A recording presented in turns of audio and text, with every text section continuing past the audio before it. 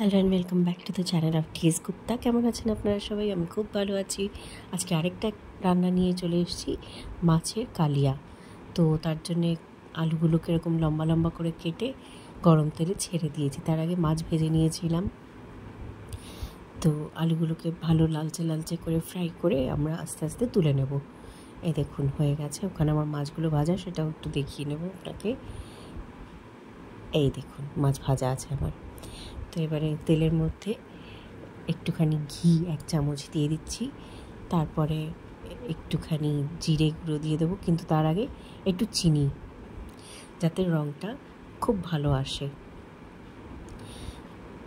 এই দেখুন আর একটুখানি ঘি দিয়ে দিলাম, যাতে স্বাদটাও খুব সুন্দর আসে। এই চিনি দিচ্ছি, ঠিক আছে, খুব অল্প মতন একটু চিনি দিলাম। এটা যেই সিজল হতে শুরু করবে, কালার চেঞ্জ হবে, ক্যারামেলাইজড হয়ে যাবে, তখন আমরা ওতে পেঁয়াজ ছেড়ে দেব।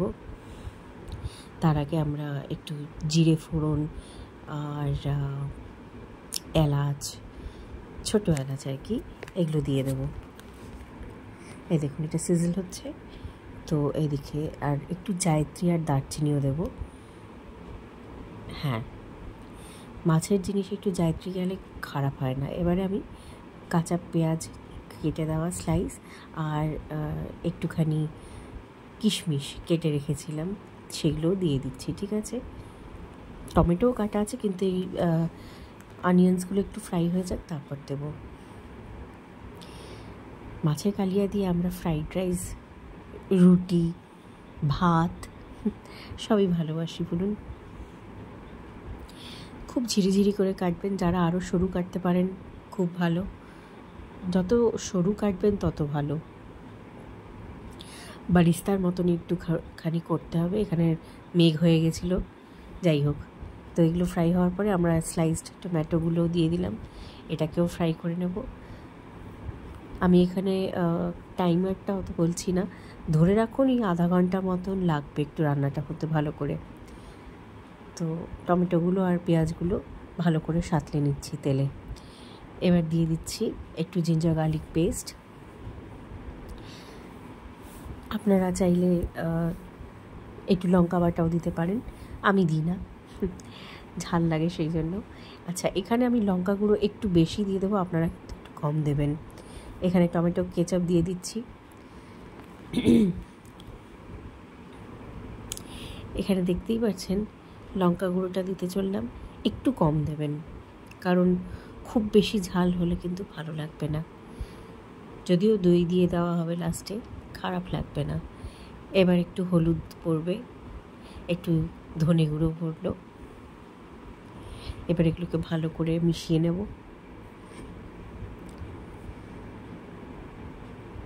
দেখতে পাচ্ছেন একটা রঙটাই পাল্টে গেল লঙ্কার গুঁড়ো আর টমেটো সসের জন্য। লঙ্কার গুঁড়োটা একটু কম দেবেন। ভালো করে সাঁতলে নেওয়ার পরে ওর মধ্যে আমরা কী দিতে পারি বলুন? খুব ভালো করে সাঁতলাবে কিন্তু। দেখতে পাচ্ছ রঙটা কীরকম অদ্ভুত সুন্দর এসে গেছে। এবার আমি দেখছি যে হয়েছে কি না মশলাটা।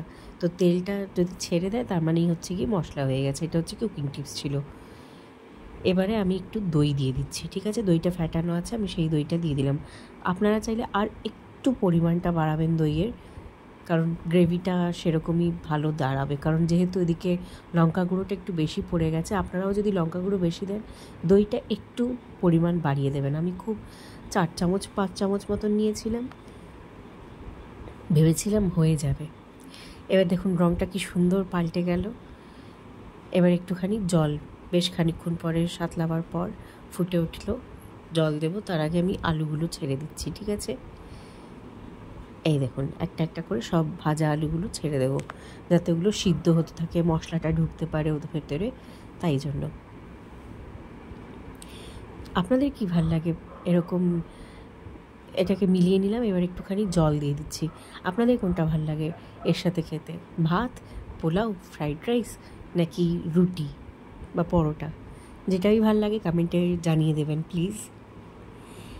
আমি এখানে একটা একটা করে মাছ দিয়ে উঠিয়ে নিচ্ছিলাম, কারণ মাছগুলো ভেঙে যায় তো বড্ড আলগা থাকে মাছগুলো। তো এখানে আমি ঢাকা দিয়ে দিলাম যাতে আলুগুলো সিদ্ধ হয় ভালো করে।